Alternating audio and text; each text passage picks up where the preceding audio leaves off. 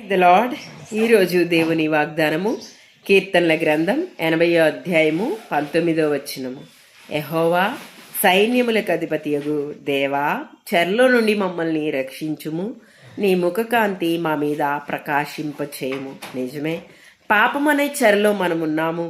ఈ పాపం అనే చెర నుంచి మనల్ని విడిపించడానికి 2000 సంవత్సరాల క్రితము లోకాన్ని రక్షించే లోకరక్షకుడిగా, పసిబాలుడిగా, పరమాత్ముడిగా, దైవ కుమారుడిగా ఈ లోకానికి యేసు ప్రభు వారు నరరూప అవతారిగా వచ్చారు. మనల్ని పాపము నుండి విడిపించటానికి, చీకటి బ్రతుకుల్లో వెలుగుని నింపడానికి ఆయన వచ్చారు. అందుకే భక్తుడు అంటున్నాడు, నీ ముఖకాంతి మా మీద ప్రకాశింపచేయము. ఆయన ముఖకాంతి మన మీద ప్రకాశింపచేసినట్లయితే ఆయన మనకు రక్షణ ఇస్తాడు. ఆయన ముఖ కాంతి మన మీద ప్రకాశించే వారముగా మనం ఉండాలి.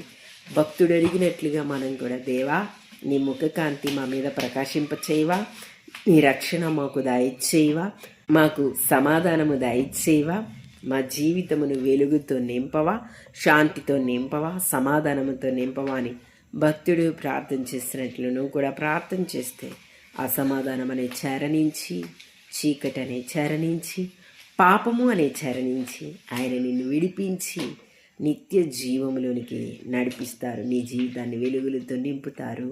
ఆమేన్.